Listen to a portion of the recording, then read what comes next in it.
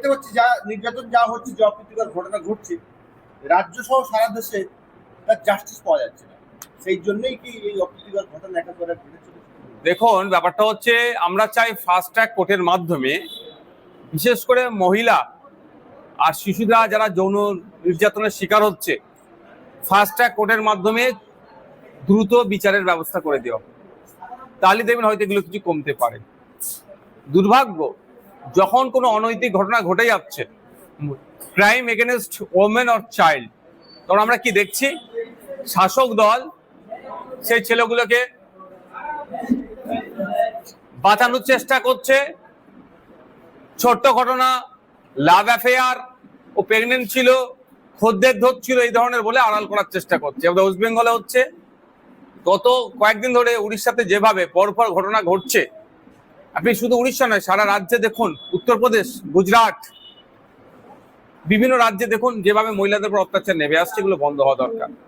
মহিলা নির্যাতনে সারা পৃথিবীর যে দেশগুলো আছে, আমাদের দেশের অবস্থান কোন জায়গায় দেখি দেখা যাবে যে বৃহত্তর গণতন্ত্রে মহিলা বা শিশু সব এবং নাগরিক সুরক্ষিত নয়, যেটা মোটেও বাঞ্ছনীয় নয়।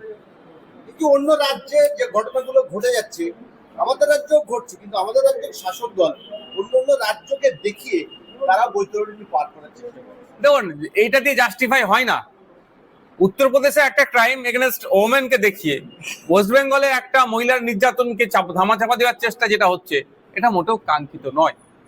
আমাদের ওয়েস্ট বেঙ্গলের কথা আমি যদি বলি, একদিন আমি আইনসভার সদস্য হিসেবে বলতে পারি যে আমরা চাইবো আমাদের ওয়েস্ট বেঙ্গলে এই মহিলা নির্যাতন থেকে শুরু করে শিশুদের উপরে যে নির্যাতন হচ্ছে, এগুলো বন্ধ হওয়া দরকার। আমরা বন্ধ করার পরে আমরা বলতে পারবো যে ওয়েস্ট বেঙ্গলের রেট এখন এখানে এসে পৌঁছেছে, আর 2011-তে এই রেট ছিল, 2025-এ এই পৌঁছেছে, তখন অন্যান্য রাজ্যকে আমরা উদাহরণস্বরূপ দেখাতে পারি। কিন্তু দুর্ভাগ্য আমাদের, আমরা সেটা হচ্ছে না।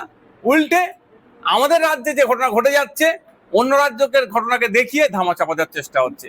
ফলে ব্যর্থতাকে ঢাকা দেওয়ার জন্য অন্য রাজ্যকে আমরা টেনে নিয়ে আসছি। 10 তারিখে আমরা দেখলাম যে তৃণমূলেরই নেতা একজন রেজ্জাক খান খুন হয়েছে, সেই নিয়ে ভাবার উত্তেজনা ইতিমধ্যেই শেষ হয়নি।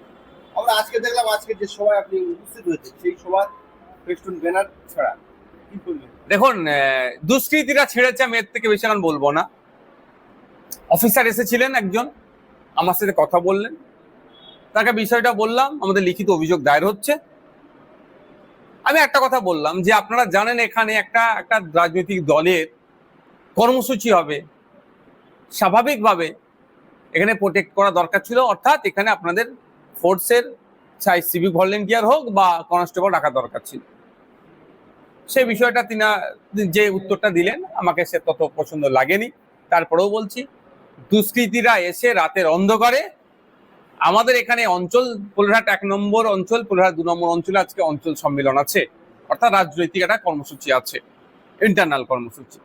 আমাদের যারা প্রতিনিধি আসবেন তাদেরকে স্বাগত জানানোর জন্য এই অভ্যর্থনা কমিটির পক্ষ থেকে একটা তোরণ করা হয়েছিল, একটা গেট করা হয়েছিল।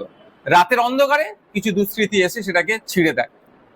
এবার কে বা কারা, তাদের পলিটিক্যাল অ্যাফিলিয়েশন কি, আমি এক্ষুনি বলতে পারবো না, বা আমি হাত গুনাকে বিশ্বাস করি না, বা আমি হাত গুনতে পারি না। এটা প্রশাসনের কাজ হচ্ছে। যে বা যারা এই ব্যানারকে, গেটকে ছিঁড়ে অস্থিরতার পরিবেশ তৈরি করতে চেয়েছিল, হিংসার পরিবেশ তৈরি করতে চেয়েছে, আমরা তাদের ফলে তো পা দেবো না। তাদের বিরুদ্ধে কঠোর ব্যবস্থা প্রশাসনকে নিতে হবে।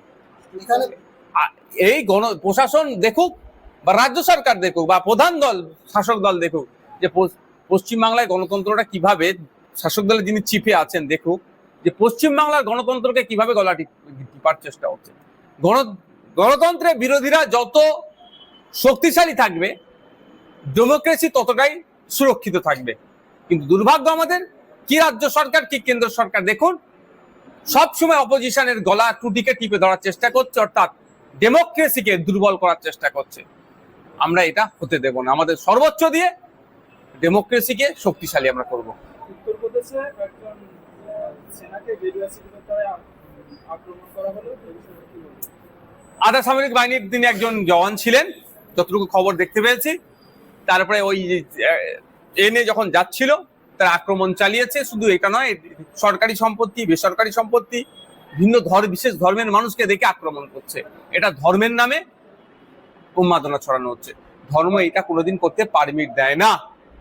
প্রত্যেকটা ধর্মের শেষ কথা দেখবেন সে শান্তির কথা বলছেন, সৌহার্দ্যের কথা বলছেন, ধৈর্যের কথা বলছেন। কিন্তু আমরা কি দেখছি, একটা বিশেষ ধর্মকে সামনে রেখে, বিশেষ পোশাককে সামনে রেখে যে বিশৃঙ্খলা ছড়াচ্ছে, সেটা তার ধর্ম যেমন পারমিট করে না, সংবিধানও পারমিট করে না। এখন দেখার বিষয় তাদের বিরুদ্ধে কি আইনত ব্যবস্থা নেয়। গতকাল শওকত মোল্লা এক মিটিং থেকে বলছেন যে রাজ্জাক খান খুনে যারা দোষী, যাদের বিজয়গঞ্জ বাজারে দোকান আছে, সেই জায়গাগুলো গরিবদের মধ্যে বন্টন করে দেওয়া। শওকত মোল্লা কি আইনের ঊর্ধ্বে নাকি? যদি এ কথা বলে থাকে চরম অন্যায় বলেছে। যারা দোষ করেছে, ভারতের বর্ষের যে আইন বিচার ব্যবস্থা, কোর্ট আদালতের মাধ্যমে যদি আমি ফাঁসির দাবি চাইবো, সর্বোচ্চ শাস্তির আমি দাবি চাইবো, সেটা হোক।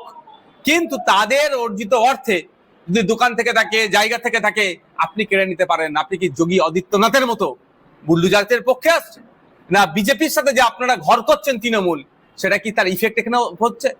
মন পাওয়ার জন্য, পরিবারের মন পাওয়ার জন্য, ভাঙড়ের মানুষের মন পাওয়ার জন্য এই ধরনের অবাঞ্ছিত মন্তব্য করছে। এটা চরম অবাঞ্ছিত মন্তব্য। যে খুন করেছে তার সর্বোচ্চ শাস্তি হোক, এটা চাইবো। কিন্তু তার সম্পত্তি অন্য কেউ কেড়ে নেবে, এটা হতে পারে না। এটা দেশের আইন পারমিট করে না। এবার শওকত মোল্লা সাহেব যে কথা বলছে, এর সাথে তৃণমূল কংগ্রেস সহমত কি কথার সাথে সহমত নয়? তৃণমূল কংগ্রেসের বড় নেতৃত্ব যারা আছে, হাইকমান্ড আছে, তাদেরকে আপনার একটু জিজ্ঞাসা করুন। তিনি বলছেন তো যে প্রশাসনের সাথে আমার কথা হবে। প্রশাসনের সাথে কথা হলে এরকম আইন, আমি ভাই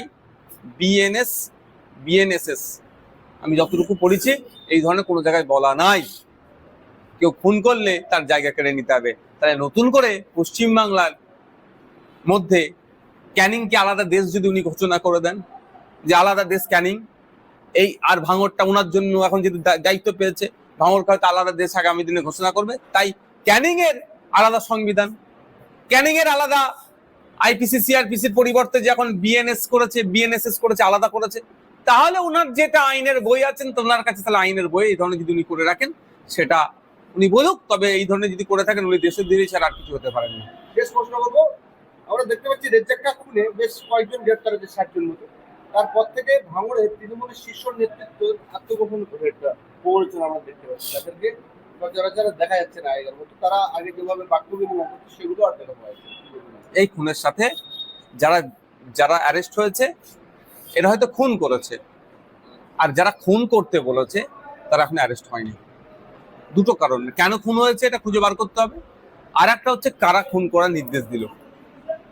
আমি আবারও বলছি, শওকত সাহেব ওই দিনকে রেজ্জাক খানের ডেড বডির সামনে গিয়ে দাঁড়িয়েছিল 10 তারিখ রাত্রে।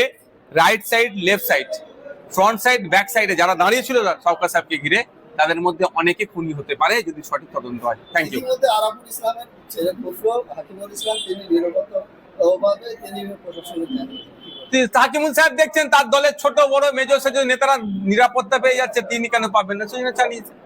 তবে যদি ওনার উপরে আক্রমণ হওয়ার কোনো সম্ভাবনা থাকে, প্রশাসনে অবশ্যই আশা করব তিনি এসবি আইবি যারা ডিআইবি আছে তারা দেখবেন থ্রেট কতটা আছে, নিরাপত্তা রক্ষী দেবে। তবে একটা কথা বলি, নিরাপত্তা রক্ষী দিয়ে সমস্যার সমাধান হয় না। কত নিরাপত্তা রক্ষী দেবে, কজনকে দেবে?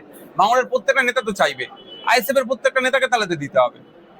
যাদেরকে এই গুন্ডামস্তানগুলোকে ধরে জেলের মধ্যে রেখে দিলে নিরাপত্তা রক্ষী দেওয়ার প্রয়োজন বোধ হবে না। ভাঙড়ের চিরুনি তল্লাশি হোক, ক্যানিং পূর্বে চিরুনি তল্লাশি হোক, সেন্ট্রাল ফোর্স, স্টেট ফোর্স দিয়ে ওষুধ। আমি তো ভাঙড়ের বিধায়ক হিসাবে ভাঙড়ের মানুষের আমি শান্তি চাই। ভাঙড়ের মানুষ শান্তিতে থাকুক, অবৈধ অস্ত্র শস্ত্র সব উদ্ধার হোক। Thank you. 21শে জুলাই প্রস্তুতিতে আমরা দেখতে পাচ্ছি ভাঙড়ের বেশ কয়েকটা প্রাইমারি স্কুলে বন্ধ করে শাসক দল সেই জায়গায় মিছিল করছে। আরে পরীক্ষা পিছিয়ে দিচ্ছে, এটা মানবতা বিরোধী, শিক্ষা বিরোধীরা। এরা তো কোনোদিন শিক্ষা চায় না।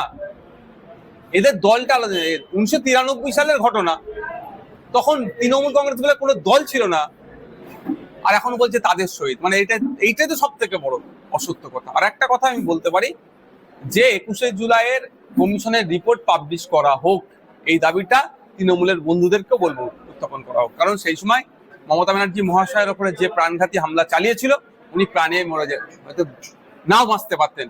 সিরাজুল হক মন্ডল বলে যে ছেলেটি পুলিশের কনস্টেবল ছিল, পুলিশের একজন তিনি কর্মী ছিলেন, তিনি সামনে দাঁড়িয়েছিলেন, তার ঊর্ধ্বতন অফিসারের দিকে বন্দুক তাক করে যে এই মারামারি মার বন্ধ হোক মমতা ব্যানার্জির ওপরে, নালে গুলি করে দেবো।